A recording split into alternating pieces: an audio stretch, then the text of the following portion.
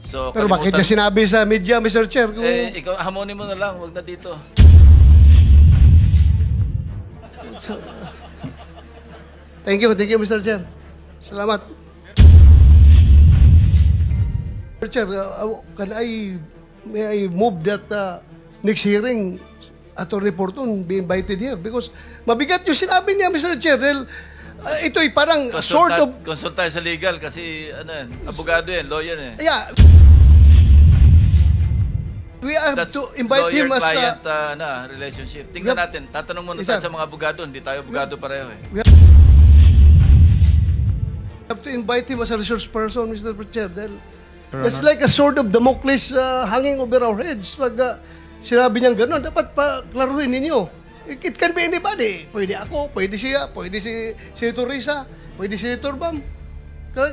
Dapat maklaro ito. Kaya sana maimbitahan si Attorney Porton. I got the feedback. Exactly. That's confidential yun. That's attorney-client privilege communication. Senator Win? Yes. Yes, go ahead. Interject. Quick question lang po. Follow up on that question kay Engineer Bryce. Engineer Bryce, meron kay resident auditor. Sino po ito? Sa pagkakakilala ko po si Ma'am Cindy po. Nakakausap niyo po ba? I mean, pasok ba siya sa grupo ninyo sa transaksyon para nabibigyan niyo ba siya? Ilang porsyento binibigyan sa kanya para pirma lang siya ng pirma? Specific na wala po, pero alam ko kinakausap siya ni Boss Henry tsaka po ni accountant namin. Ng accountant ninyo? Regarding po dyan. So alam ng resident co-auditor niyo yung mga ghost project na yan? Mga substandard project, alam yan? Sa pagkakaalam ko po. Will you confirm, Engineer Alcantara? Your Honor, tingin ko po wala pong alam si auditor doon sa mga ghost project po because they're relying on the documents po. Hindi po sa actual field po talaga. In fairness po kay auditor. Relying po sa mga documents na sinasubmit nila Bryce Hernandez at saka JP Mendoza. Is that correct? Actually po, ang proseso po, Your Honor, accounting section po ang nagsasubmit po sa... Accounting section po ninyo? Yes po, Your Honor. Nandito po ba ang accounting section po ng DPWH sa District 1? Siya pala nagsasubmit sa COA? Sir, bagong bypass po. Lahat ng mga tao may sakit, may cancer, Sa bypass may po. bypass, may trangkaso. Sige po, that's all, Senwin. Thank you. Akala ko second round muna yun, Senator Tulfo. Ang punto ho namin, Ma'am Sunico, is ibalik ang tiwala sa COA. Because in many of our organizations, COA talaga ang safeguard doon. Sa local government, COA rin. Even pinaka-barangay, COA rin. Pero ito, hindi ako naniniwala na makakalampas to sa COA kung hindi ho kasali siya sa modus. No? Pwede yung na-absuelto ho siya ni Engineer Alcantara. But then again, ang gusto ho namin, mabalik ang tiwala sa COA. Chair, isang interjection lang. With the permission. Yes, with the permission. Talaga pong ang tiwala, napaka-importante. Madam COA, yun pong 140,414,518 pesos 37 centavos. Ito po ay notice of disallowance sa SBMA. Noon pong June 20, 2017, after several petitions raised by SBMA, nag-issue na po ng desisyon ang Korte Suprema, final and executory. Final and executory. Ang nagbayad lamang po ay halos 3 million. Ang hindi po nyo siningil, 137 million plus plus. Wala po kayong paliwanag bakit hindi nyo kinolekta. Final and executory coming from the Supreme Court. Paano magtitiwala ang bayan sa inyo? Sir, ang mga ngolekta na po doon ay yung implementing agency po. Sa case po ng na-mention nyo is the SBMA. Ngayon po sir, dahil final and executory na, mag-i-issue po yung, kung umabot po yan sa Supreme Court, mag-i-issue po ng COA Order of Execution. And based po doon sa COA Order of Execution, maniningil po yung implementing agency. Mr. Chair, nagkaroon na po ng Order of Execution. Huwag po kayong magsisinungaling, madam. Wala po kayong ginagawa talaga. Kaya yung pagtitiwala, sinabi na nga ni Senator Sherwin, importante. Lahat na po nandun eh. Mag-execute na lang kayo, sisingilin nyo na lang 137 million, pero hanggang ngayon hindi pa nyo ginagawa. Ang tanong, paano magtitiwala ang bayan sa inyo? Sir, hindi po talaga si COA ang maniningil, sir. Yun pong implementing agency po at iyan po ay i-remit nila sa Bureau of Treasury. Ano pong participation ninyo? Hindi nyo i-guide. Saan nyo po galing ang notice of disallowance? Amin po, sir. Pero po, sir, dahil may mga proseso nga po sa Sus korte, Mariosep sir. na proseso. Puro kayo proseso, pero walang nangyayari. Pinag-uusapan natin tiwala. Yes, sir. Opo, yun naman po kasi ang nasa proseso, sir. Hindi po si COA talaga ang maniningil, sir. Wala kang gagawin para sabihin mo sa SBMA, meron kang prerogative, meron kang power na sabihin mo, mangolekta ka. Nag-issue na kami ng order of execution. Huwag mo sasabihin ang proseso. Yes, sir. Kaya ma'am, ang problema pa ho, post-audit. No? Ibig sabihin, bayad na. Diba ho? So kung hindi nyo madidetect ho yan, bayad lang sila ng bayad, bayad lang ng bayad, bayad lang ho ng bayad. So ganun ho nangyayari ngayon, bayad lang ho ng bayad. Kahit na ghost projects, bayad ho ng bayad. So, Mr. Chairman, allow me to move to another topic. And this is the topic of yung unprogrammed funds. No? So I want to gusto ko sana magtanong sa DBM kay Yusek Toledo.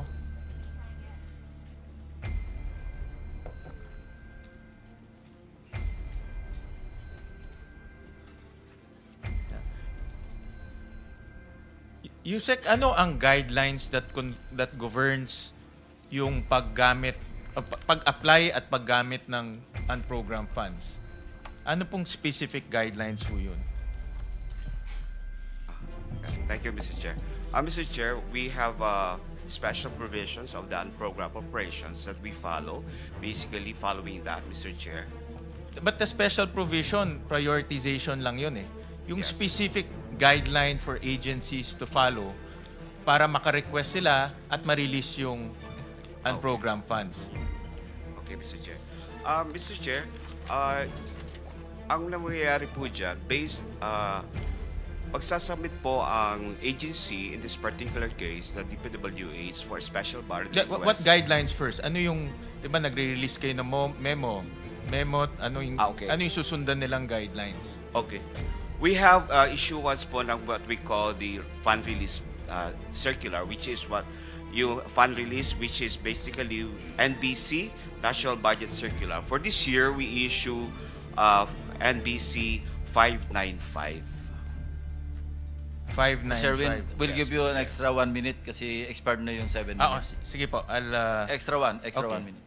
So, 595. And dito po sa guidelines na ito, sino sa, DPWH, sige, yun ang ating focus. Sino sa DPWH ang dapat ho mag-request? The head of the agency, Mr. Chair, which is Secretary Bonoan, and even in the past, we have also some records to show that we have a request coming from the agency, Mr. Chair. So, all requests should be signed by Secretary Bonoan. Yes, Mr. Chair. Okay. And ano ang mga, for infrastructure projects, ano ang mga supporting documents ang kailangan? Ano ang requirement and supporting documents? Of course, with the special budget request, doon sa po based on our charter, meron po tayong sinasabi budget execution document, which is basically submission of financial report, the disbursement program, the physical program, Mr. Chair. So BED 1, 2, 3, plus other documentary requirements, Mr. Chair. And kailangan rin, kasama rin dito yung shovel readiness. Of course, Mr. Chair, kasi that will also sort of importance po na kailangan po ma-justify nila that the program or project that's being requested is ready for implementation. So dapat yung submission nila for request for unprogrammed funds, shovel ready siya. Yes, Mr. Chair, based on the plan, yes. Okay, and then through the evaluation, i-evaluate nyo yun, and who is the approving officer to release the fund? The program appropriation is being approved and signed. The release document is being signed by the Secretary. So all projects na unprogrammed dapat shovel ready. And when nakita ko doon sa inyong memorandum circular, ang definition ng shovel ready, may feasibility study, may plano, may detailed engineering. Tama po ba? Lahat na yun, all those coordination with the local government. Yes, Mr. Chair. Okay. Because narinig ko rin kay Secretary Vince Dizon last time na in all of his almost all na mga flood control projects, walang plano. Sinabi niya yun. At least halos lahat ng nakita niya walang plano. Nakita niyo ba itong mga sinasubmit sa inyo ng DPWH? Nakita niyo mismo may plano, may feasibility study, and kompleto lahat yun? Mr. Chair, what is being submitted to us is yung ano nga po, as mentioned to yung budget execution documents. But yung as far as the plan, that is, we leave it to the Department of Public Works and Highways, being the one who are responsible in determining the readiness of the projects, Mr. Chair. Yeah, but do you ascertain? Kasi meron kayo ditong mga meron kayong mga grupo na chine-check mabuti yung submission sa inyo kung shovel readiness na eh. Diba, Sir Tuwin, kindly wrap up. Yes, Naka 2 minutes ka pang extra. Sorry, Mr. Chairman. Well, Mr. Chairman, ganito na lang. Just submit to us yung mga documents na sinabit sa inyo ng DPWH. Kasama din dito yung mga supporting documents and the documents that led to the release of SARO. Yes, we'll provide that, Mr. Chair. From 2022 to 2023. This is on the case ng unprogrammed funds. Yes, Mr. Chair. Mr. Chairman, ito last na ho to, no? Before I terminate. Because I was also, since si Mr. Saldico ay madalas kong mabanggit dito and highlight ho siya nitong ano natin. I'll just show some of our findings sa research ho namin. Pakilabas nga yun. Slide 3. So, lumalabas ho, Mr. Chairman, slide 3. Na from 2022 to 2025, 34 billion na ho ang na-release to SunWest Corporation. And ito hong data, sinabit ho sa amin to ng DPWH kung ano po yung mga projects na na-release na sa SunWest Corporation. At tinignan ho namin at which process of the budget nakapasok ho yung mga projects. Makikita ho natin in 2023, 1 billion nasa unprogrammed appropriation. In 2024, 3.2 billion nasa unprogrammed appropriation. But makikita rin ho natin from NEP to GAB to GAA saan pumapasok yung mga projects na na-award po sa SunWest Corporation. Ang punto ho dito, 4 billion na award po sa SunWest Corporation galing sa unprogrammed appropriation. Yun po yung punto. Kaya important, kaya which is not easy, no? Which is not easy because mayroon guidelines ang DBM na dapat shovel ready. No? So tinignan rin ho namin yung isa pang corporation, High Tone Corporation, which is connected to Zaldico rin. Makikita ho natin dito na nagamit rin po yung unprogrammed appropriations to a tune of about 814 million pesos. So, pag kinombine ho natin yung mga projects awarded to SunWest and High Tone, lumalabas po almost 47 billion pesos po. Lahat na ho yan, but sa unprogrammed, lumalabas is almost 6 billion pesos. Unprogrammed lang yun. Unprogrammed lang ho yun. Thank you. Yeah. Thank you for pointing that out. Thank you, Senator De La Rosa. Thank you. Before that, The Senate President first. before that, just one question, Mr. Chairman. Because I will be leaving shortly, I will be meeting all your wives. Because there will be an oath taking of the Spouses Foundation of the Senate. But speaking of the Senate, tatanungin ako sigurado ng mga asawa nila puro mga senador ang binabaril Bakit ba, ano ba yung I want to clarify, Mr. Engineer Hernandez. Ano ba yung sinasabi ng abogado mo merong 6 na senador kang babanggitin? Ano ba yun? Your Honor, ang banggit niya po siguro yung laman po ng computer ko. Actually, may mga congressman po na nandun na hindi po senador yung laman nung computer ko. So fake news yun, ha? May 6 na senador na nunumbrahan mo daw. Mga congressman yung nasa computer mo. Yes, yung nasa computer ko po, congressman po. Okay, thank you. So fake news nga. O naligaw si Raymond. Diba? Anyway, basta yung ating media, ingat naman tayo sa mga fake news. Kanina umaga, may napanood na naman akong fake news tungkol sa sarili ko. Hindi ko alam na nangyari yun Mr. Senate President, I agree with you kasi maraming mga insinuations. Nabanggit, Senator Sherwin Gatchalian, Senator J.B. Ercito, kung sino-sino na lumalabas na pangalan. That's why we need to clarify. Kasi ikaw ang kinukote nung lawyer. And nasa national news ito So in fairness to our colleagues, na hindi naman talaga nabanggit at wala namang katibayan, babanggitin na nakabitin at ikaw ang reference, the Senate President has to really clarify this matter. Because this is a sensitive issue. Hindi ba? Imagine, Senate Finance Committee, biglang sasabihin ng lawyer mo na, of course, he did not name names, pero may mga insinuations na sumunod, binabanggit yung mga pangalan. So for the record, Engineer Hernandez, hindi totoo yun? Hindi po, Your Honor. Alright, thank you. Mr. Chair, follow up ko lang doon. Hindi na, kahit na time ko na. Time mo na yan. May 7 minutes ka. Bryce, during the interview na abogado mo, si Raymond Porton, Attorney Porton, sinabi niya na pinagalitan ka pa daw niya. Bakit ka daw namimili kung sinong sasabihin mo? Totoo ba ito? Hindi po, Your Honor. Ako po ang nagalit sa kanya kasi mali po yung information na lumabas.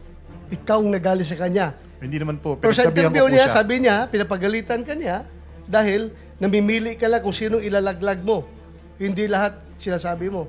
Hindi po, Your Honor. Ako po nagsabi kay Attorney Fortune na wag naman maglabas ng information na wala pa naman tayong ebidensya. So sa ngayon, pinalitan mo na si Attorney Porton o siya pa rin? Siya pa rin po, Your Honor. Oh, siya pa rin. Tapos hindi kayo magkakaintindihan. Ano ba ito? Patuloy pa rin ang inyong relationship kahit na nagkababanggaan kayo? Sinabi ko naman po na pag inulit niya pa po, hindi ko na po siya ko-consider, Your Honor. Mr. Chair, may I move that next hearing, Attorney Porton be invited here because mabigat yung sinabi niya, Mr. Chair. Ito'y parang sort of... Consult tayo sa legal kasi abogado lawyer Yeah, we have to invite him as lawyer-client relationship. Tingnan natin. Tatanong muna tayo sa mga abogado. Hindi tayo abogado pareho We have to invite him as a resource person, Mr. Chair. It's like a sword of Damocles hanging over our heads. Pag sinabi niyang gano'n, dapat pa klaruhin ninyo. It can be anybody. Pwede ako, pwede siya, pwede si Senator Risa, pwede si Senator Bam. Dapat maklaro ito. Kaya sana maimbitahan si Attorney Porton. I got the feedback. That's confidential yun. That's attorney-client privilege communication. So, pero bakit niya sinabi sa media, Mr. Chair? Ikaw, hamonin mo na lang. Huwag na dito.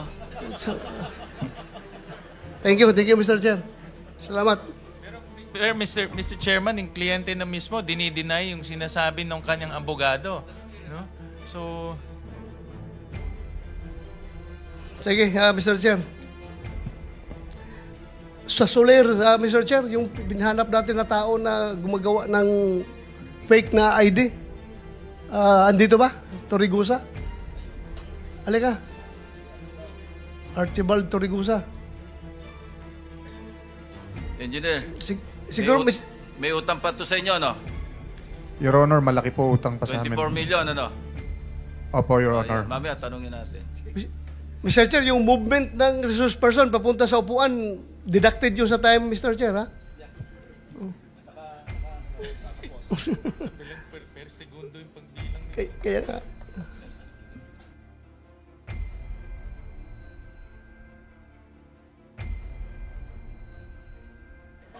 Mr. Torregosa, nakapag-oath ka na? Kanina? Opo. Ikaw ang tinuturo na gumawa ng fake na ID dito sa kay Engineer Alcantara at Engineer Bryce Hernandez. Is it true? Bago ko po sagutin, magandang araw po sa inyo, Mr. Chair. Diretso na kasi maubos yung time ko. Sagot ka kaagad. Hindi po akong gumawa or nagpagawa po ng mga Sino? IDs po nila. Ako po ang sinamahan ko lamang po sila sa membership counter upang magpagawa ng mga cards nila ng membership. Actually, Your Honor, kung mabibigyan lamang po ako ng pagkakataon, pwede po sana na kung mariretrieve po yung CCTV, nandun po yung occasion na nakapila po silang lahat, pumipirma po at dala po yung mga So let's IDs. Let's go to the main point of the issue. Bakit ibang pangalan nila nakalagay sa ID? Hindi ko po alam yon, Your Honor. Kung sila ang tanungin ko, hindi rin daw nila alam. Kayo daw nagbigay. Alam mo, mabigat ito because kung totoong kayo ang nag-facilitate sa pag-manufacture ng fake ID para ito mga taga-DPWH kahit na illegal sila na maglaro dyan sa casino, nagiging instrumento kayo. You are not only an accessory, you are an accomplice to the crime na inubos nila yung pera ng gobyerno sa paglaro dyan sa Soler dahil kayo ang nag-facilitate. At yung pag-facilitate ninyo ay talagang krimen yan. Falsification. Gumawa kayo ng ID na ibang pangalan para hindi sila matuntun. Your Honor... Sino ang gumagawa ng ID doon sa Soler? Hindi ko po talaga alam, Your Honor. Hindi nga. Sabi mo nga, nakapila sila doon. Sino ang nag-ooperate doon? Sa membership counter po. Sinong mga tao doon? Yung mga empleyado po ng Soler. So, dinay mo na hindi ikaw ang nag-facilitate na pag-issue ng Hindi po talaga, fake? Your Honor. Ako po, kung ang sinasabi ko nga po, kaya ko pong panindigan ng aking salaysay. Kasi meron pong, kung mai-retrieve lamang po yung video, lahat po sila doon, nakapila po sila So, doon. sino ang nandoon, nagbibigay ng gumagawa ng ID? Magbigay ka ng pangalan. Ano po yun iba-ibang, empleyado po, papalit. Sige, magbigay ka ng pangalan para patawag natin dito. Alam nyo, naubos ang pera ng Pilipinas dahil sa inyo Pina-allow nyo sila doon maglalaro ng fake na ID. Kaya hinigop nyo yung pera ng DPWH. Your Honor, kung mamarapatin nyo po, Oh. nung makilala ko po sila, naglalaro na Sa, po. balik tayo sa tanong ko. Opo. You can give me names kung sino ang gumawa ng ID nila? Wala po akong knowledge, sir, pagka-pangalan po Pero yung mga... Sino nga ang tao doon? Ikaw nga nag-escort doon, papunta doon. Sino gumagawa ng ID nila? Hindi ko na po maalala, sir. Your Honor, since 2022 pa po yung pangyayari po na yun. Sure ka, ha? Opo. You can be cited in contempt pag nagsinungaling ka dito. Hindi po ako nagsisinungaling. Ikaw lang ang hindi milyonaryo na makukulong ngayon dito. Lahat yan, milyonaryo bilyonaryo yung na-contempt namin. Ikaw wala kang pera, pero sasama ka doon sa baba. Ako nga po, Your Honor, yun po ang kinakasama ko ng lubog, siyempre. Huwag ka lang umiyak. Hindi po, ang inaano ko lang po, yung pati yung mga anak ko, saka yung nanay ko na nananahimik po. Kami po, lumalaban lang po ng pareha sa buhay. Alam ko, empleyado ka lang dyan Pero yung nga lang, tulungan mo kami na kuha ang katotohanan. Kaya ka pinatawag dito. Kasi kung alam namin na ikaw na diretso, hindi ka na namin tanungin. Papusasan ka na namin diretso. Kaya tanong ka namin para malaman namin kung sino itong malaking sindikato na ito Para paggawa ng programa hanggang pag-implement, hanggang sa paglustay ng pera na nakamkam nila. Kasama kayo sa sindikato dahil kayo ang nagbigay ng ID na Hindi fake. Hindi po talaga ako. Okay, wala kami ibigay na pangalan. Wala po kasi po akong kinalaman. Ma-retrieve mo yung CCTV doon na Kung 2022 hindi malabo na. Sabihin naman ng CCTV na good for 1 month lang maximum yung retention ng memory ng CCTV namin. 2022 malabo na. Kaya I am relying your human memory, not the CCTV memory. Your Honor, pwede pa pong pagbasihan yung membership card nila. Kasi real time po yung pictures po nila doon eh. Yung kung ano po yung picture nila doon, yun po yung araw na nagsipirma po sila nung ginagawa nila yung card. At doon din po nila prenisinta yung mga IDs. Okay, sige. Hanapin namin yan. Opo. You're not yet off the hook, ha? Papatawag ka pa rin namin. Okay lang po, Your Honor. Maraming salamat po sa pagbibigay nyo na po ng salamat. Chance sa akin po. Dr. Ronald, yes, sir. Paano kayo nagkakilala ni na Bryce? Yun po yung meron pong insidente po sa Soler na pagbaba ko po ng hapon is meron po kaming players. Naglalaro po sila sa ibang tables, maingay po sila, masaya po sila. Ngayon, ang pagkakasabi po sa amin, sila po ay mga sabungero at mga kontratista. Ngayon po, si Mr. Loren Cruz, may nakakilala po sa kanyang tiga sa kanila, which is pinakilala lang po ako kasi mu-order po sila ng pagkain, na-decline po sila.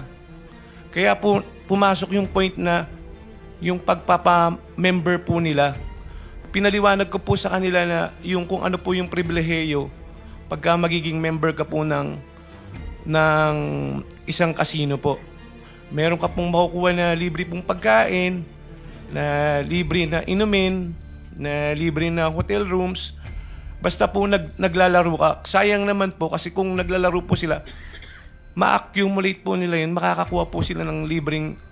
Kailan yan? Nung October way back 2022 po, kung matatandaan ko po. Mr. Chair. Opo.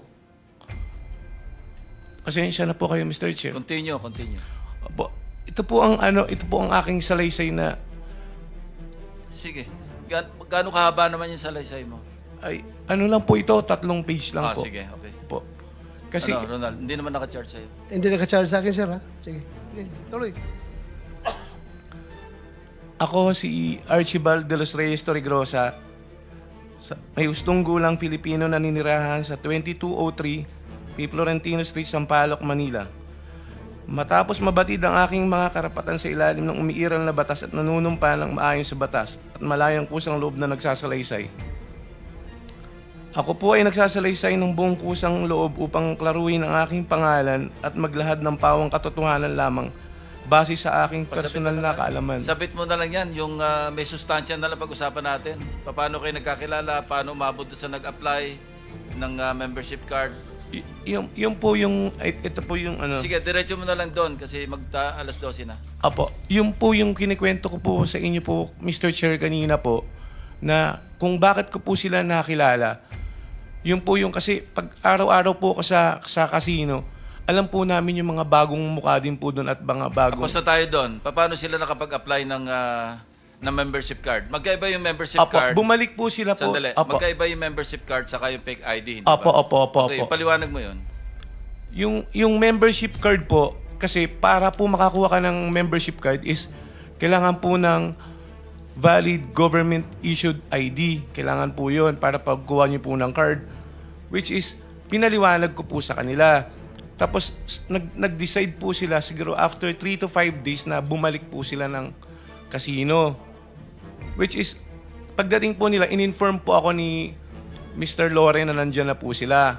Kung pwede daw tulungan ko po sila ng pagpaprocess po nung mga cards po nila. Makikita mo naman po doon po sa CCTV na sinamahan ko po sila doon sa pila. Which is yung mga bagong member din po, pumipila din po. Dala sila mga government issued ID. Opo. Oh. Sige. Opo, pumipila din po sila. Tapos pagdating po doon sa counter, pag tinawag na po yung pangalan mo, pipirma ka po, tapos pipicturean ka, yun po yung lalabas po doon sa card mo. So apparently, yung mga fake ID na, yung mga fake na pangalan na, yung mga aliases na yung isinabit nila doon. Hindi ko po alam, Your Honor, Yun ang lumalabas sa kanila. Anong pangalan sa membership card? Kung ano Halimbawa- po yung ilagay po nila doon sa lisensya po. Or kung ano po yung mga valid issued government IDs Okay. na... So, ibig sabihin, wala kang kinalaman doon sa kanilang mga fake ID, yung government-issued ID like driver's licenses. Wala kang kinalaman doon kasi pagbalik nila, dala na nila yon. Opo. Thank you. Your Honor. Thank you, Mr. Chair. I would like to go to DBM. Yes, Mr. Chair. Layo, sir, oh. From casino to DBM. Ako'y nagtataka kung bakit ganito na lang ka powerful si Saldico na siya na ang chairman ng Appropriations Committee ng House at the same time para na rin siyang secretary ng DBM at the same time para na rin siyang secretary ng DPWH. You know why? Kasi dito sa records natin for 2024 only yung unprogrammed appropriations, particularly doon sa SAGIP, strengthening assistance for government infrastructure and social programs, 200 billion plus ang na-release ninyo and 155.8 billion ni-release nyo sa DPWH. Ang program ito Ngayon, sabi ni D. Alcantara, pupunta sa kanya si Saldico, nagsasabi na meron kaming ilalagak sa inyo na pera, na pondo, gumawa ka ng listahan. Tapos, pag gumawa na si Alcantara ng listahan, submit niya kay Saldico. So, ang tanong ngayon from Saldico, ito ba'y sinabit niya kay Secretary Bunuan or diretso na sa inyo? Bakit nakapag-release kayo ng SARO sa mga ghost projects sa Bulacan na galing sa program appropriations? Mr. Chair, Sige. we only act on requests coming from the agency, not from the Congress. So in this case, this comes from the Department of Public Works and Highways, Mr. Chair.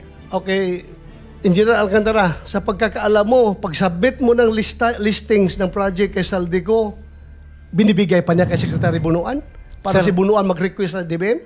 Sir, hindi ko na po alam yung after nung nagbigay po ko kung Saldi. Hindi ka nagtanong? Hindi na po ako nagtanong. Basta sa kanya ko lang po pinapasa by Viber po. Okay, so assuming na ito ay sinasubmit ni Saldico to Secretary Bunuan being the head of, tama ba sabihin ko, head of procuring entity si Secretary Bunuan in this case? No, Mr. Chair, No. he is the head of the agency. Head of agency. Kasi isasubmit niya ito sa inyo in the form of agency budget. Special budget request. Ano? Special budget request, Mr. Chair. Special budget request. Isasubmit sa inyo. Ngayon, pag nag-certify ang Bureau of Treasury na mayroong available funds, magbigay ka agad kayo ng SARO para dyan. Correct? Mr. Chair, of course, based on the request, we will evaluate and then kung titignan namin, Mr. Chair, kung there's available excess revenue because ang program fund could only be unlocked if there is an excess revenue certified by the Bureau of the Treasury. Correct. Oh, so kaya nga ako'y nagtataka.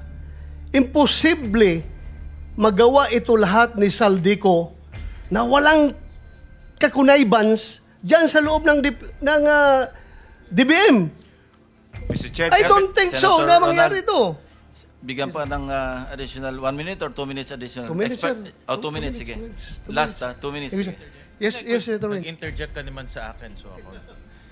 Kay Engineer Alcantara, pag nagsasubmit kayo ng project, meron bang feasibility, flood control feasibility study, detailed engineering, coordination to the local government, isang mahabang listahan, meron bang ganun? Wala po. Just title and amount po. Actually po, nanggagaling po sa mga sections dahil may mga identify na po kaming location, mga karuktong po ng mga nasimula. So walang feasibility study. Meron pong bayan na meron na pong feasibility. Pero yung sinabit nyo yung mga sinasubmit nyo sa program, yung mga typical lang. Title and amount lang, Your Honor. So walang feasibility study, walang detailed engineering kasi Yes, Your Honor. Title and amount lang. Yun nga sinasabi namin, Yusek Toledo, these are not shovel-ready projects. Bakit nalabas yung pondo kung hindi siyang shovel-ready projects? Yan ang nanggaling na kay Engineer Alcantara. Mr. Chair, we have a certification also coming from the agency that is ready for implementation based on the forms and even the submission and even our documents will show you. At the same time, Mr. Chair, given that yung under the administrative code, sila po dapat ang may mandato to identify, plan, secure funding for programs, design, construct, or undertake pre-qualification bidding and award of contracts of public works projects. So, mean to say, sila po talaga ang mag-identify, Mr. Chair. Ang tanong dito, napakadali lang. Bakit ang bilis ninyo makapag-release ng SARO galing sa program funds? Yun lang ang tanong namin. Anong influence meron si Saldico sa DBM? Bakit kapag siya ang naglagak ng pera, particularly sa first district ng engineering district ng Bulacan, bilis kagad na isyuhan nyo ng SARO? Mr. Chair, we don't know what is the Congressman Saldico as far as the influence niya sa project. Because that is already hindi ako nagtatanong. Hindi ako nagtatanong ng influence sa project sa inyo, sa DBM. Bakit approve agad? Mr. Chair, we only follow what is being prescribed by the guidelines. Ganito. Baka hindi ikaw nilalapitan. Baka yung boss mo. We don't know that. I don't know, Mr. Chair. Ganito lang. Bakit nagwa-wonder ang Pilipino? Bakit ang bilis ninyo makapag-issue ng SARO doon sa mga unprogrammed projects na nagiging ghost projects? Itong tanong talaga eh. Ito ang tanong. Bakit ang bilis ninyo makapag-issue? Sabi nga ni Sinwen, that should be, ang standard nyo is shovel ready. Meaning, pag-issue na ng SARO, pag-implement, double kagad, pala, ganon. Ito'y ghost projects. Paano kayo nakakaroon ng shovel ready na ghost ang napuntahan? We don't know about Mr. Chair. We don't know about the ghost kasi ghost project could only be determined once it's not being approved as one. Hindi namin malalaman, Mr. Chair, kung ghost siya o hindi. Kaya nga, pero yung as to preparation or submission po ng budget, ang nanggagaling lahat po dyan because we have also charter to follow na kung hindi namin i-release based on the request at nag-comply lahat po sa requirements, then kami naman po ang mananagot. So, based on our charter, we follow what is in our charter and of course, release the document based on that charter, Mr. Chair. So, meron po kami sinusundan talaga, Mr. That is published in our website. Alam mo, kung gusto, maraming dahilan. Kung gusto, maraming paraan. Pag ayaw, maraming dahilan. Alam mo, pareho tayong nasa gobyerno, gusto sana namin mag-cooperate kayo fully. Bakit ganito? Let us, please help us to answer the question why. Hindi lang question ko yan. Question ng taong bayan. Kung bakit kapag mga project na gusto ni Saldico, ang bilis ninyo maka-issue ng SARO. Yun lang akin, ha? Ay, hindi kita pinopolt, Mr. Yusek, ha? Hindi ikaw ang may kasalanan. Hindi kita pinopolt dito. You have now 5 seconds. 5 seconds, sir. Nagtataka lang ako, bakit ang DBM ang bilis maka-release ng SARO para sa mga request ni Saldico? Yun lang. Yeah, Mr. Chair. Sige, respond na lang and then time's up. Lahat po tayo, sir, Mr. Chair, we are ruled by law. So we follow what is in the law, what are the rules and regulations. Yun lang po ang masasabi ko. We have the charter and we have to obey that charter and we have to follow that. Because kung di namin sundan yun, kami naman po ang malalagot. Kaya as I've said, tapos na po yung time nyo. Tapos ka na kanina. Hindi kita pinopolt dito.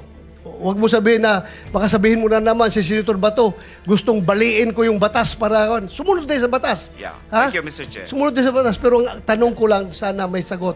But anyway, hindi mo kaya sagutin, wala tayong magawa. Thank you, Mr. Chair. Senator De La Rosa. Senator, before I recognize, i-clarify lang kay Archibald, empleyado ka ba ng Soler? Hindi po, Your Honor. Paano ka napupunta doon? Paano ka nakapag-influence ng ganon?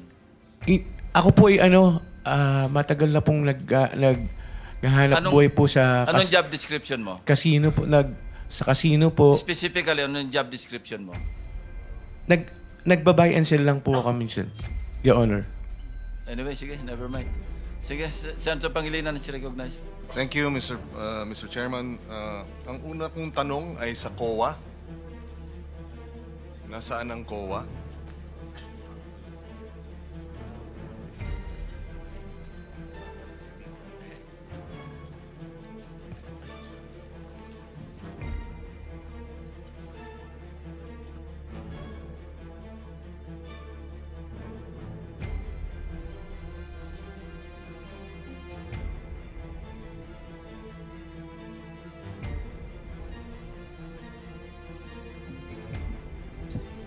Ms. Sunico, you are from the COA?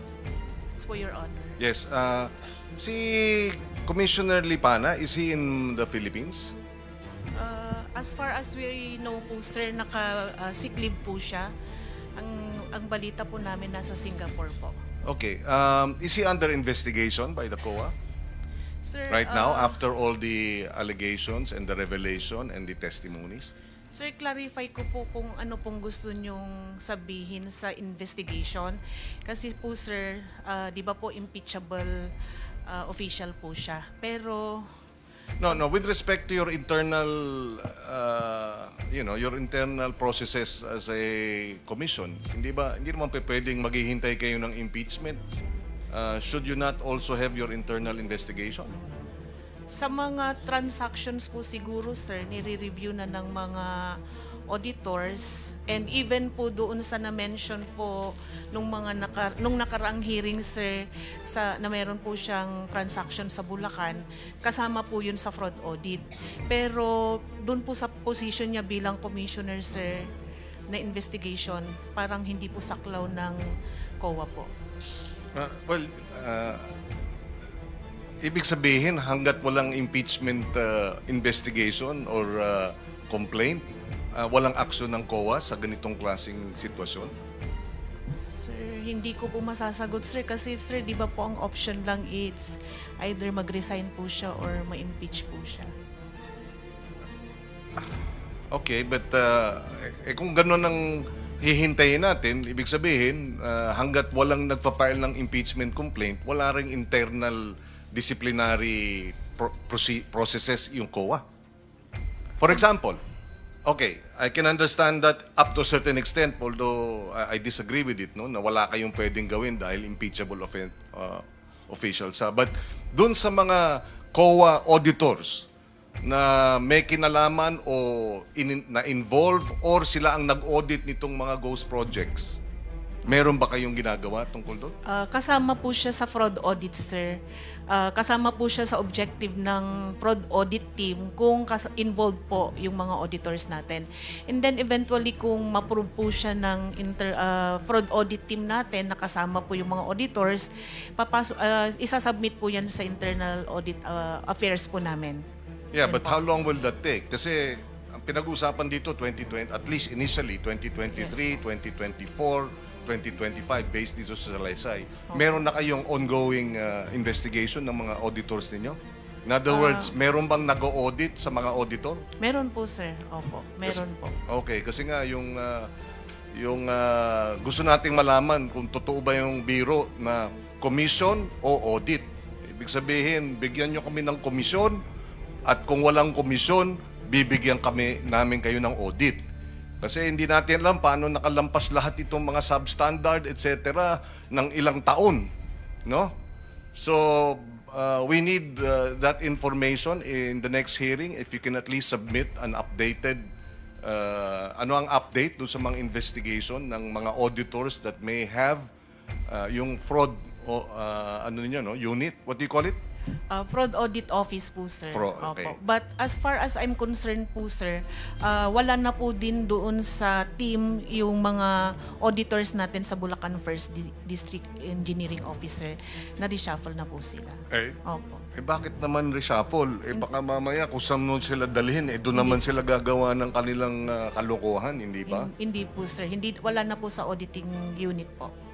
Yes, but should not there be a deeper investigation? Were they involved? May ongoing na po, Okay, so we want the update. If it's meant to be confidential, then we will keep it strictly confidential. But the committee I would be interested, and I'm sure the committee would be interested to know what you're doing. Opo, sir. Okay, Opo. thank you. Thank you. And sa usapin ni Commissioner Lipana, mabalik lang tayo. Meron akong kontrata dito, contract of agreement, no? Department of Public Works, no? Involving Convergence and Special Report Program, Olympus Mining and Builders. Siguro, Mr. Chairman, I will turn this over to the committee because interesting enough, ang asawa ni Mr. Commissioner Lipana, ang ginagamit niya doon sa kontrata is her maiden name. Olympus Mining and Builders Group Philippines, represented by Marilu G. Laurio. So mukhang merong concealment, no? Dahil alam niyang asawa siya ng isang commissioner, hindi siya pwedeng kumontrata dahil may conflict of interest. So dito nakalagay Marilu G. Laurio and she signed it. No? Pinirmahan niya. Authorized Managing Officer. Ganun din sa, Olympus Mining, Marilu Laurio, name and signature of contractor's representative. No, so maybe we should also invite Miss, what is her name? Laurio or Lipana, also known as to the committee for the next hearing, so that she can shed light as to these contracts, Mr. Chairman. Now, puntahan natin si Sims Construction, Sally. Sabi mo, ikaw ay nagwi-withdraw ng sa Malolos, Bulacan, Land Bank. Yes, Your Honor. Magkano wini-withdraw mo? Kasi, Your Honor, hindi na, halimbawa 457, kung ano lang po yung available that day, hati-hatiin po yun. Magkano nga yung isang transaksyon? 50 million? 10 million, 100 million. Cash. Wini-withdraw mo ng cash. Yes, Your Honor. Ano po may withdrawal po 457 457 million. Pumayag yung bank manager sa 457 million cash. Wala kayong cheque? Checking account ba yun? Cash po yun, Your Honor. Na-request ko po. Paano pumayag yung bank manager na i-release yung 457 million cash? Ano naman po sa land bank naman po yun, Your Honor. So land bank, bank manager. Also, Lilibeth Lim. Malolos Highway po. Andito pala, is she from the land bank? Malolos branch. Ma'am, can you join us? So, may arrangement ba kayo, Sally, sa bangko? Para pumayag sila ng may malaking transaksyon na gano'n na ilalabas? Please come forward, ma'am. Yun sa land bank. Your Honor, papaalam naman po ako sa kanila. Mawa na po, may withdrawal po akong gano'n. So, hindi naman po agad-agad yun ibibigay. May mga araw po yun na sasabihin na kasi kinukuha pa daw po nila sa ibang... Kaya nga. Opo. Pero pangkaraniwan, yun yung pinakamalaki. 457 million isang araw. Teka po. I-recall ko lang po ulit sa... Ano ang pangkaraniwan? Tanong ko po sa 50, 70 million? Mga minsan po kasi kalahati, minsan 200. Million? Opo. Minsan po 150. Depende po sa ano po, kung ano po yung... Kay Mr. Diskaya, ganun din ba? Meron kayong account sa land bank? Yes, Your Honor, meron po. Tapos dinideposit sa inyong account sa land bank yung pondo ng DPWH? Your Honor, ano po? LDAP po. LDAP. ibig po sabihin yung mula po sa DPWS pag binayaran kanila, papasok na po yun sa account mo. Sa Land Bank? Opo, nasa'yo na po yun kung gusto mong i-withdraw or panatilihin na po muna doon. So, kayo may checking account kayo o nagwi-withdraw din kayo ng cash? Pag kailangan pong bumili ng mga materyales na cash para po mas makamura, doon lang po kami nagwi-withdraw ng cash. Pero umaabot sa 100 billion din yung inyong account sa Land Bank? Tama ba yan? Depende po sa collection po na makukuha po Well, namin. yes or no? Umaabot ba ng billion ang accounts ninyo sa Land Bank dahil sa mga project ninyo? Hindi naman po kasi kadalasan po pinabibili din po ng materyales at saka pampasweldo. Pumapasok pa rin sa account ninyo? Yes po, Your Honor. So nagkakaroon ng reflection sa account ninyo yung pumapasok na billion-billion? Yes po, Okay, Your Honor. okay. That's all I need to know. Ma'am, practice ba yan ng bangko na magre-release ng 457 million cash? Hindi ba red flag na yan na dapat nire-report? Ang gusto natin malaman dito complicit ba ang banking system natin sa ganitong klaseng corruption? Mr. Chair, apologies po that I can...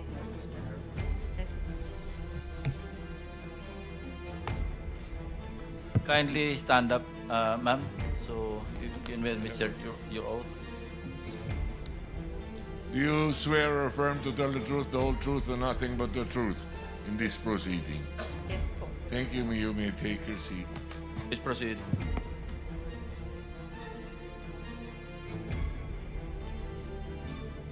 Go ahead, ma'am. Please answer the question. May I request to repeat the question if okay po? Apologies po. Yes. Mr. Chair. Ganun ba ang patakaran? You can have 457 million pesos cash released as a bank on a single day, and wala ba, di ba red flag na yan? Di ba dapat nire-report na yan? We want to know if the banks are complicit in this the illegal transactions using government funding. You're Land Bank, di ba? Yes. The Land Bank is, once the transaction is more than 500,000, it will be automatically captured by the system and be reported as covered transaction report. And it's that's automated po once it is over 500,000. That's all you do? At first, that is what we Yeah, are that's the law, doing. but Yes. that's all you do. Wala ba kayong know your customer? Nagwi-withdraw ng 457 million, okay lang? We have, report lang na over 500,000?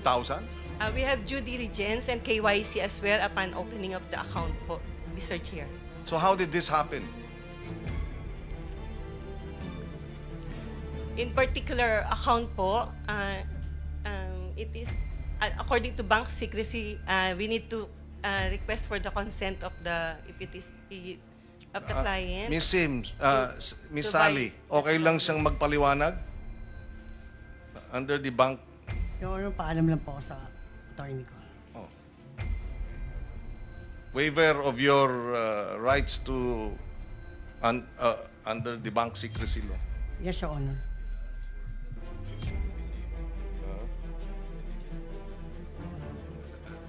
Well, anyway, so you're amenable. Go ahead, ma'am. Yes, we have a copy of the of the waiver that we can let her sign first now, Okay. so that I can answer. Yes, so can you have that done?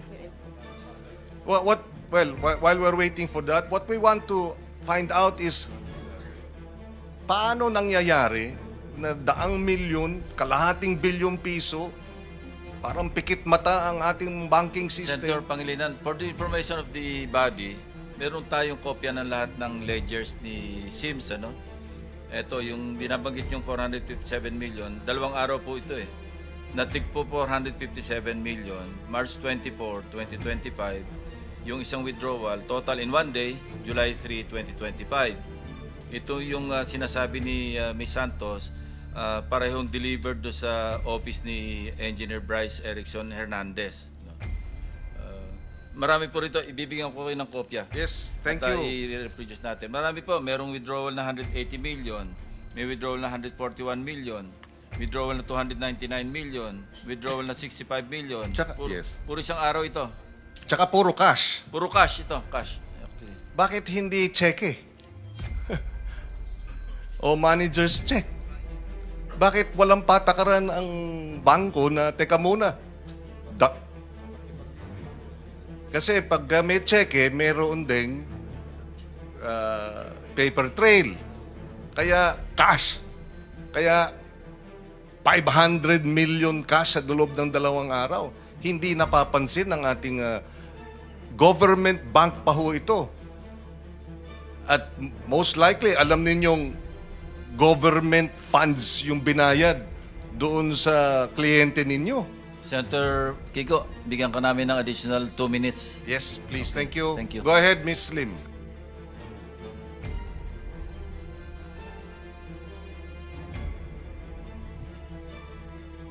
Mr. Chair, since we already have the signed consent of Ma'am Sally Santos, can I explain the process flow? Because before it came through her account, will it be alright po? Okay. The process is, since Ma'am Sally Santos is recognized by the DPWH as their contractor and listed in their list of creditors, then the process flow is the funds. Okay, although everyone knew that it came from the notice of cash allocation from the Department of Budget and Management, then it goes to Land Bank, to the DPWH Central Office account, then head office na maintained with South Harbor, then the South Harbor DPWH will issue a notice of cash allocation intended for the DPWH Bulacan First Engineering District Office. So upon receipt of the Bulacan First District Office, they will issue an advice of checks issued and canceled. So that advice of checks issued and canceled coming from them with the regulation of the Bureau of Treasury for the 24 hours period before they can withdraw it or before they can credit it to the respective accounts of the contractors. So after the 24 hours, the following day, they will issue the list of due and demandable accounts payable, advice to debit accounts, that is the LDDAP-ADA. They will send us that ADA, and then Land Bank will process it through the financial system. Then upon uploading, it will automatically credited to the different accounts, a passbook account of the different contractors. So once we receive that different accounts, that it will credit the account of intended for Ma'am Sally Santos. And that amount that she withdraw is not necessarily a one-time credit. It's on different LDDAP number po. So then yun sabi nyo yung pile up. That's it po. Yes, but you didn't explain, is that standard? You can withdraw 500 million pesos in 2 days? Actually, as manager, we try to market the account for as long as they did not need it right away, so they can still maintain it with Land Bank. Then that amount that it maintained for for days before the account of Ma'am Sally called us and requested for a withdrawal. Yes. Then upon receipt, upon knowing of her withdrawal, right away, we inform her that we need to source fund for that we cannot automatically Kaya have nga that 2 fund. days. Not only 2 days, it took for that particular account. This transaction was 2 days. Based on the 2 araw to put together yung 457 million. Yes, Your Honor. So hindi kayo nagtaka? Bakit cash? Bakit 457 million? At bakit 2 araw? Your Honor, hindi po ako kasi magtataka or mag-iisip ng negative since the funding is coming from the government and the DPWH and knowing it's for the project. So, hindi po ako talaga nagtaka po.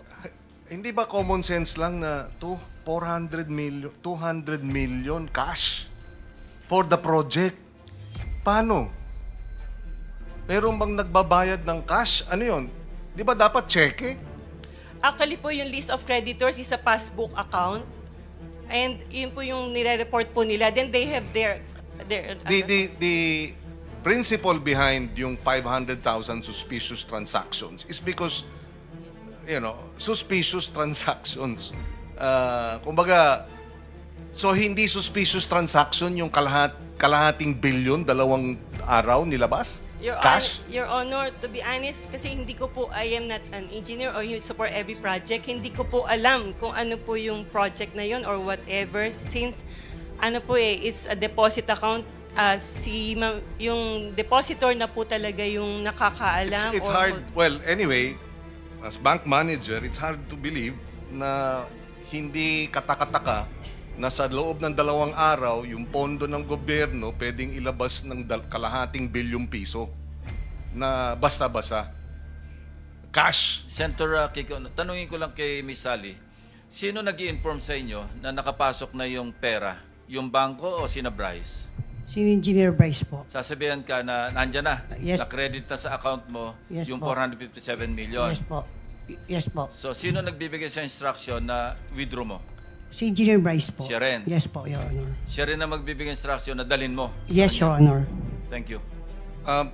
Ma'am, did you file a suspicious transaction report before the AMLAC? Yes po, for that particular account. Can we request for a copy? Anyway, there is already a waiver. Mr. Chair, may I be recognized? Yes. Kindly introduce yourself. Rafael Yap po of Land Bank Philippines. Yeah.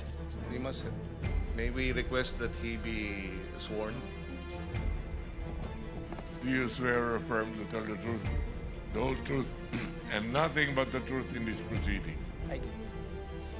Please proceed. Mr. Chair, we'd just like to raise that under the AMLA, suspicious or covered transaction reports are considered confidential. So we cannot answer or divulge any such information concerning that.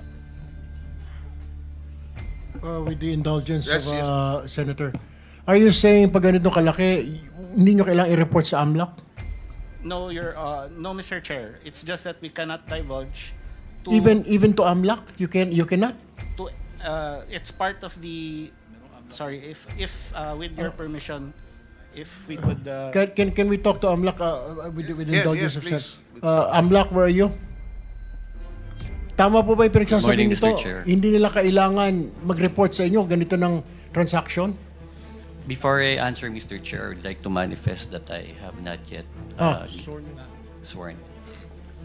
Do you swear or affirm to tell the truth, the whole truth, and nothing but the truth in this proceeding?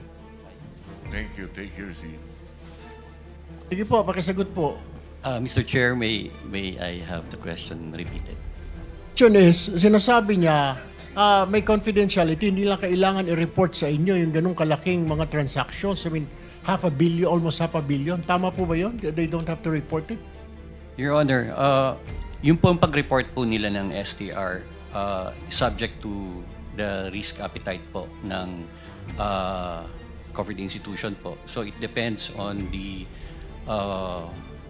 parameters or guidelines na nasa palisiya po nila. Sir, paki-simplify kasi marami yung nakikinig sa atin. Yung po, hindi natin maintindihan.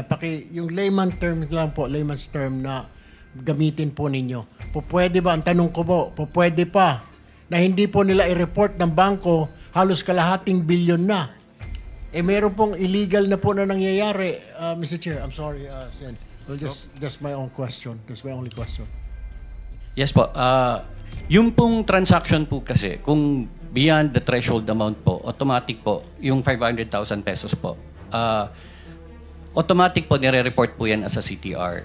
Ngayon po, sa batas po natin, may mga circumstances po na naka-enumerate doon kung kailan pwedeng i-report as STR po ng bangko.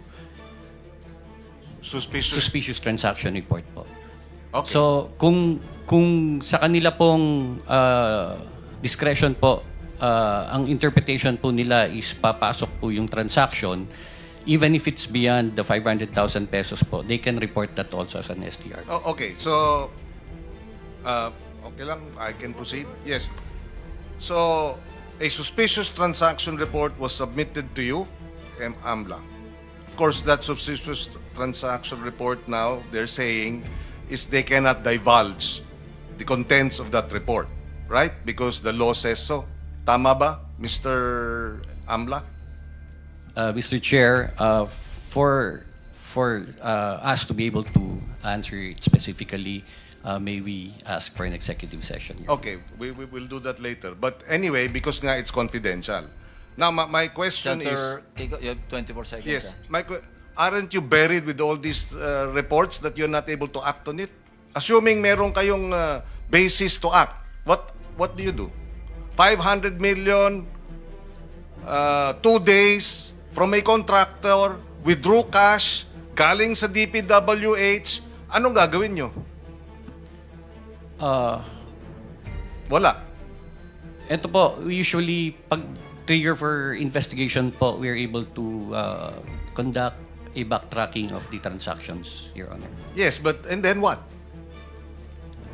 If it is related to an investigation of an unlawful activity, Your Honor, we make use of it as part of our case build-up. But you can't freeze it there and then? Hindi po, Mr. Chair. Chair, isang Thank you, interjection Senator, lang, Chair, kung isa lang. So Yes. kulang ang batas. You're saying kulang ang ngipin ng anti-money laundering law in this regard?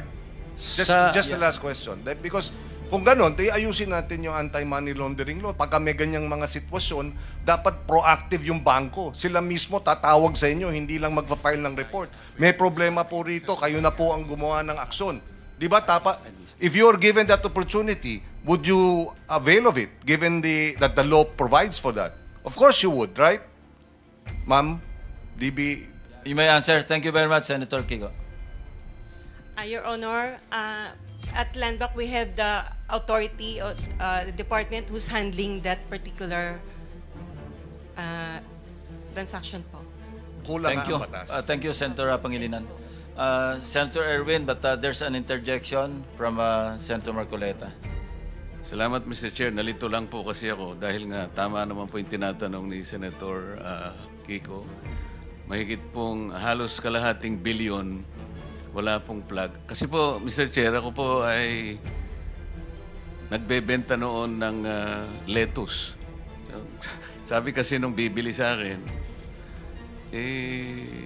pinakamadali mag-deposit, mag-ano ka na lang ng account sa bank para deposit ko na. Sabi ko, kukunti naman yan. Para madali po, sabi niya. Then sinubukan ko pong mag-deposit sa Metrobank na malapit sa amin. Siyempre po, yung parang marginal deposit, mga 10,000 pesos lang naman. Nireject po ako ng bangko sapagkat congressman po ako. Noon po ito. Meron po kayong acronym na 3-letter word, parang potential... PEP, Politically Exposed Persons. Ayan, ganun. Bakit po 10,000 lang po ino-open kong account? Dahil congressman ako, kinakailangan po akong imbestigahan. Ito po, halos kalating bilyon, hindi ko po maintindihan. Nasabi ko lang po, Mr. Chair. Salamat po. Thank you, Senator Erwin, and then we'll go on break. No? We'll come back at 2 p.m. So, Two questions lang po, Mr. Chair. Kasi para po doon sa AMLAC, isa pong policy gap. Would you agree with me, sir, na isa pong policy gap ito na hindi pala uniform ang policy ng banks on how to treat transactions? Hindi pare-pareho? So, pag suspicious, hindi po? Parang normal yun dahil sa kuwan sila? Yung circumstances, Your Honor, it is enumerated po, naka-enumerate po sa batas yan. So, ang interpretation po would be with the AML unit po ng covered person. So, kailangan pong baguhin po yan, yung policy po na yan. Kasi something's wrong. Will you agree? Kasi nagagamit po eh. Never mind po, sagutin niyo lang po yan mamaya-maya po. Dito po na tayo kay Sir Orly Regala Gutesa. Sir Orly, itong katabi mo, mga driver ito eh. Si Balatbat, si Santiago, nagdi-deliver. Itong si Balatbat, nakapag-deliver na raw kay Saldi ko. Nakita mo ba ito? Magkakilala ba kayo niyan? No, Your Honor. Hindi pa kayo nakakilala niyan? Yes, Your Honor. Mr. Balatbat, hindi mo na mamumukhaan si Sir Orly, security po ni Saldi ko? Hindi po, Your Honor. Hindi mo rin kilala? Hindi po. Alright. Sir, I have, Mr. Chair, with your indulgence, I just have two quick questions. Anong trabaho ninyo, sir? Security? Bago po kayo nag-security, anong trabaho ninyo sa Philippine Marine? Sa infantry, artillery, ano saan po kayo? Dati po sa intelligence po ako sa Marine Corps. Intelligence. Tapos diretso na po kay Saldico o meron pa kayong VIP muna na daanan? Dati po galing ako sa Coca-Cola. Naging consultant po ako sa Coca-Cola. Tapos po, kay Saldico na? Opo. Nag-resign po ako sa Coca-Cola. Di napunta po ako sa kay Saldico, sir. Kay Saldico na po. Yun po yung unang politiko ninyo? Yes, Your Honor. Alright. Sir, tanong ko lamang po, okay. Diba, mabigat po yung inyong nag-deliver po kayo kay Speaker Martin Romualdez. Could you name kung sino po mag-deliver? Siyempre po, kailangan nyo i-confirm na na-deliver na po, boss, yung pera. Kay, siyempre, i-confirm mo kay Saldico, na-deliver na po sa bahay ni Speaker. Sino po mga dinideliveran nyo? Alam nyo ba ang pangalan? Sa dami po ng pera na yun. Sa pagkakaalam ko po, wala po kaming direct contact doon sa receiver kasi ang may direct lang contact doon, Your Honor, is si Paul or kaya si Mark. Si Paul or si Mark? Yes, Your Honor. Kasama ninyo, si Paul or si Mark, mag-deliver ng pera? Yes, Your Honor. Kay Speaker? Yes, Your Saan Honor. bahay po ito? Doon sa 42 Forbes, Your Honor. 42 Forbes. Okay. Alright. Ilang beses po kayo mag-deliver doon sa 42 Forbes sa sinasabi ninyo? Bakit po nilaman na bahay po ni Speaker yun? Sino po nagsabi? Based doon po sa pa-deliver ng i-deliver sa bahay ni Speaker. Sino nakakaalam? Si Paul at saka si Mark? Yes, Your Honor. So, dinadala po kayo doon sa bahay ni Speaker? Yes, Your Honor. Ilang beses po kayo nag-deliver ng pera po doon? Simula po nung pag-start ko doon is ang actual ko pong deliver is 3 beses, Your Honor. 3 beses? Yes, Your Honor. Sa isang delivery, ilang maleta po ang dinideliver niyo doon sa 42 Forbes? Yung sa 42 Forbes, sir, Your Honor, yung sa nakuha naming 46 doon sa Bali noon, inakyat mo na yun sa bahay nila sa Horizon. Din nung ibinaba yung 46, naging 35 na lang yung box na naibaba. Dinala saan? Doon sa 42 Forbes na, Your Honor. Kay, sa bahay mo ni Speaker? Yes, Your Honor. Ilang beses kayo nag-deliver doon? Misan lang? Ilan? Ako, during that time, 3 beses sa akin, pero based doon sa group chat namin is, kasi namumonitor ko po yung group chat ng movement ng duty ng basura, is 3 times a week, most likely, lalo na pag December. Pare-pareho ba yun? Kung ilang maleta na deliver mo, ganun din yung ibang grupo na halaga o na amount ng maleta, equivalent ng maleta? No, Your Honor, hindi ko na sila mamonitor kung ilan yung maleta na idinideliver. Pero 3 times a week ang delivery doon sa 42 Forbes? Most likely, Your Honor. Sinasabi mo ng bahay ni Speaker? Yes, Your Honor. Gaano katagal po ito? Ilang buwan po ito na 3 times a week, 3 times a week? Ilang buwan po ito? Nung time ko po, from December po yun, December eh. Hanggang nandoon po ako noon. Ganon yung... Kailan po yun? Kailan ba kayo malis? August 5 lang po. January, February, March, April, May, June, July, August. 8 buwan. Hindi po ako sure sa kung yung mga other month is...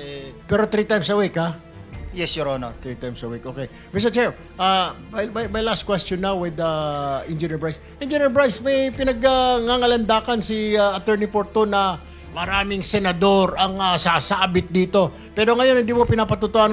Does this mean na fake news po yung sinabi? Mukhang fake news ang binigay ni Attorney Porto ng iyong attorney sa media. Kasi sabi niya po, 6 daw eh. Marami pang mga senador. Misunderstanding po yun, Your Honor, kasi dun nga po sa computer ko, congressman po yun nandun. Congressman, hindi senador. Opo, so, sinasabi mo ngayon, hindi naman yung 6 na puro mga senador yon. Hindi po totoo, Your So, Honor. fake news po yon. Kaya mag-usap po kayong attorney, mamaya po ako mag-usap kayo. Sabi Yes, mo, ayusin yes po. Kasi hindi po maganda tignan at hindi rin maganda pakinggan na 6. Ang mga tao ngayon nagtatanong, sino ba yung 6 na yan? Sino ba yung mga kulang pa na yan? And I think that is unfair. Can you please inform your lawyer? Ano po? Nalinawin niya po kung congressman, di congressman po. Ano po? Kung meron siyang alam. Doon pa sa computer mo, mabilisan na lamang po. Nabanggit po ba ang Speaker Romualdez doon at sa kasaldi ko? Kung Zaldi po meron. Kung saldi sa computer mo. Wala pong nabanggit doon na Speaker Romualdez. Wala po, Your Honor. Mr. Chair, that's all for now. I'll reserve some of my questions later. Thank you, Senate Mr. President. Mr. Chairman, just one question to Mr. Gutesa. Kasi parang nalito lang na kami na konti doon sa kwento mo. Can you give the details nung sinasabi mong delivery between Eric Yap and Saldico. Sino nag-deliver sa kung kanino sa kwento mo? Nung part of December, sir, ng 2024, doon ko po na aktuhan si Congressman Yap na siya mismo ang nag-deliver doon sa Valle Verde 6 ng 46 na maleta na naglalaman ng yung level kasi ng maleta may nakalagay na post 8, may nakasulat na 48 siya eh.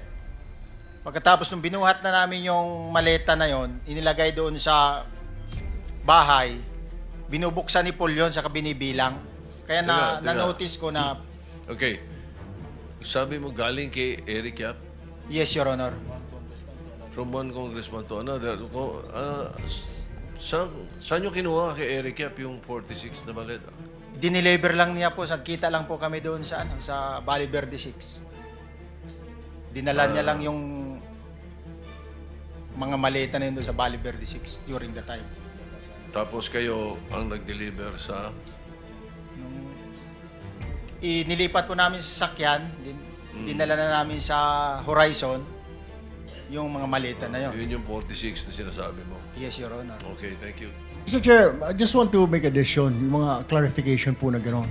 Kasi po sa Kongreso, siguro alam din po ito ni ni Senator Dante Marcoleta, magkasama po kami. Uso po yung bilihan ng budget sa Congress. Opo, the budget po, si Senator Marcoleta can attest to this. Kaya po minsan paghapon, pagpanoodin nyo po sa TV, paikot-ikot po mga kasamahan namin sa Kongreso, yun pala, lalapitan yung isa, may budget ka ba natitira dyan? Akin na lang, 20%, parang gano'n basta. Yun po ang pagkakaalam ko, Mr. Chair. Thank you for the education. Hindi Mr. namin Chairman, alam sa Senate yun. Point of information. Point of information. Yes, sir. Intervention. Just information. Mr. Orly, bakit kasi yung na-highlight mo yung 48 lang? Sabi mo naman, halos 3 beses sa isang linggo, meron delivery. Bakit yung lamang alleged delivery ni Rep Yap ang parang yun ang natandaan mo? Kasi yung po, Your Honor, yung kauna-unahan na nung mag-duty ako sa basura, yun ang kauna-unahan talaga na naaktuhan ko talaga. Ibig sabihin, unang duty ko, yun talaga yung bumungad sa akin, Your Honor. Pero marami kayo, may backup, kung may advance party ka mo. Ilan ba kayong, sabi mo galing ka sa Marines, ilan ba kayo talaga yung nagsisilbi kay Rep Saldico? Total ko parang nasa 90 plus eh.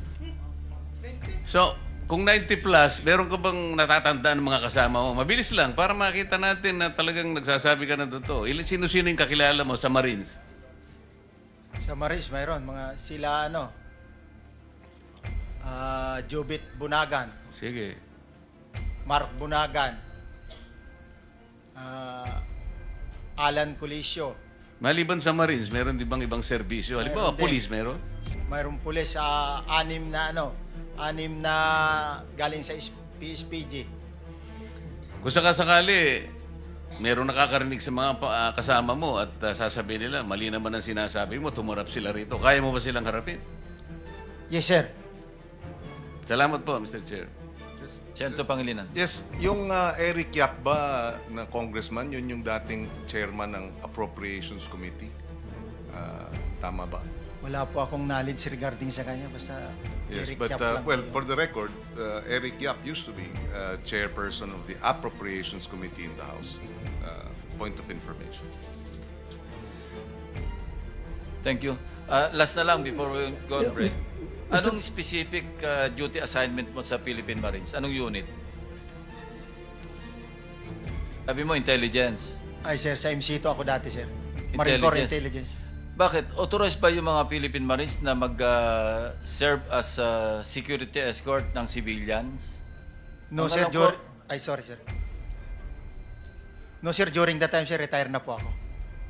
Hinar ka bilang retired na Marine personnel? Ay, sir. Okay, thank you. So, Mr. Chair, in connection doon sa tanong mo, okay.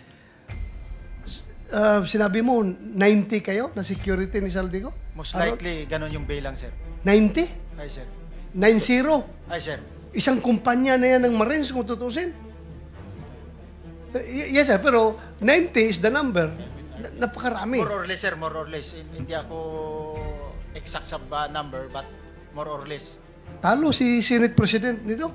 Ilan lang pong gwardiya mo, Sir Senate President? Wala, 0. Ikaw nga ang mismo nagdadrive, no? Wala, basta kasama ko lang si 6 Hour, okay na ako. Sige, thank you, Mr. Chair. Thank you. So,